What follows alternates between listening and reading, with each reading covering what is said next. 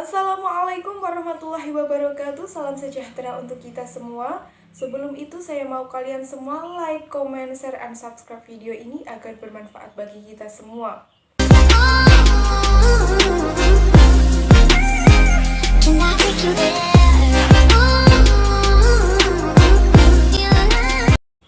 Yang terhormat kepada dosen pengampu mata kuliah manajemen keuangan Ibu Mega Tanjung Hapsari. Dan apa kabar teman-teman semua? Pastinya baik dong. Perkenalkan, nama saya Kus Indarti Agustina. Saya mahasiswi Universitas Islam Negeri Tulung Agung jurusan Manajemen Keuangan Syariah. Di sini saya bertugas sebagai moderator. Dan tema yang akan kami bahas pada kesempatan kali ini yaitu tentang penilaian saham. Sebelum masuk ke dalam materi, alangkah baiknya kita berkenalan dulu dengan teman-teman saya. Baik, inilah tim presentasi dari kelompok 3. Yang pertama ada saya sendiri, Kus Indarti Agustina.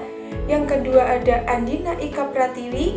Yang ketiga ada Afif Gharin Rahmadi. Yang keempat ada Triani Ismawati. Dan yang terakhir yaitu Siska Erviasari.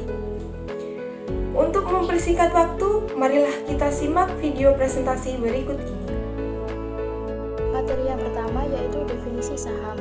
Saham merupakan surat bukti tanda kepemilikan suatu perusahaan yang di dalamnya tercantum nilai nominal, nama perusahaan, dan diikuti dengan hak dan kewajiban yang dijelaskan kepada setiap pemegangnya. Menurut Darmaji dan Fahrudin, saham atau stok merupakan tanda penyertaan atau pemilikan seseorang atau badan dalam suatu perusahaan atau perseroan terbatas. Saham berwujud selembar kertas yang menerangkan bahwa pemilik kertas tersebut adalah pemilik perusahaan yang menerbitkan surat berharga tersebut. Saham dibagi menjadi bermacam-macam, yaitu ada 3 macam. Yang pertama yaitu ditinjau dari segi kemampuan dalam hak tagih atau klaim, terbagi atas saham biasa atau common stock dan saham preferen atau preferred stock. Yang kedua dilihat dari cara pemeliharaannya, terbagi atas saham atas unjuk atau bearer stock dan saham atas nama atau register stock. Yang terakhir yaitu ditinjau dari kinerja perdagangannya, terbagi atas saham unggulan atau blue chip stock, saham pendapatan atau income stock, saham pertumbuhan atau growth stock well known, dan saham spekulatif atau speculative stock. Di sini saya akan menjelaskan tentang karakteristik saham. Setiap saham, baik itu saham biasa maupun saham preferen, memiliki karakteristik yang berbeda. Karakteristik saham biasa sebagai berikut. Yang pertama, memiliki hak suara pemegang saham sehingga dapat memilih dewan komisaris. Yang kedua, hak didahulukan, biasa perusahaan menerbitkan saham yang baru. Yang ketiga, tanggung jawab terbatas, hanya pada jumlah yang diberikan saja. Yang keempat, dividen dibayarkan sepanjang perusahaan mendapatkan laba. Yang keempat, memiliki bagian hasil kekayaan perusahaan jika mengalami kebangkrutan setelah pelunasan kewajiban. Karakteristik saham preferen yaitu sebagai berikut. 1. Memiliki berbagai tingkat, dapat diterbitkan dengan karakteristik yang berbeda. Yang kedua, tagihan terhadap aktiva dan pendapatan memiliki prioritas lebih tinggi dari saham biasa dalam hal pembagian dividen. Yang ketiga, dividen kumulatif, bisa dibayarkan dari periode sebelumnya, maka dapat dibayarkan pada periode berjalan dan lebih dahulu dari saham biasa. Pendekatan penilaian saham. Penilaian saham dikenal adanya 3 jenis nilai, yaitu nilai buku, nilai pasar, dan nilai intrinsik saham. Nilai buku merupakan nilai yang dihitung berdasarkan pembukuan perusahaan penerbit saham atau emiten. Nilai buku dan nilai nominal dapat dicari di dalam atau ditentukan berdasarkan laporan perusahaan keuangan. Ada 2 pendekatan dalam menentukan nilai intrinsik saham berdasarkan analisis fundamental, yaitu yang pertama, pendekatan nilai sekarang. Pendekatan nilai sekarang dilakukan dengan menghitung seluruh aliran kas yang akan diterima pemegang saham dari saham di masa datang dan kemudian didiskontokan dengan tingkat bunga atau diskonto atau biasa besar tingkat return yang disyaratkan. Yang kedua, pendekatan rasio harga terhadap earning.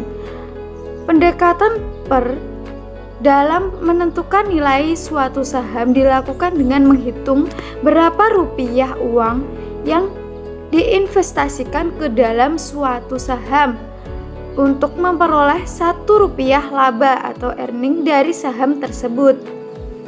Poin yang keempat yaitu pasar saham dan bursa efek.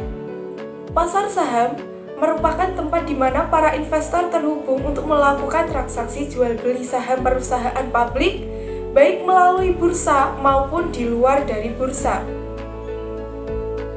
Kegiatan di dalam pasar saham sudah diatur di dalam regulasi yang telah dibuat oleh pemerintah. Aturan hukum tentang regulasi pasar saham sudah diatur di dalam Undang-Undang Nomor 18 Tahun 1995 tentang pasar modal. Undang-undang tersebut berisikan aturan dan ketentuan mengenai aktivitas di pasar modal. Masih banyak investor saham yang masih keliru tentang perbedaan antara bursa efek dan pasar saham. Masih banyak masyarakat yang beranggapan kalau pasar saham itu sama dengan bursa efek layaknya Bursa Efek Indonesia atau BI. Kenyataannya, pasar saham itu merupakan bagian dari bursa efek.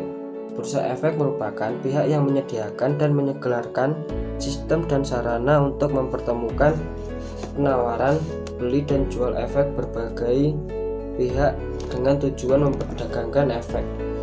Sementara efek merupakan surat berharga, mulai dari surat pengakuan utang, surat berharga komersial, obligasi, saham, tanda bukti utang, kontrak berjangka atas efek, dan setiap derivatif dari efek.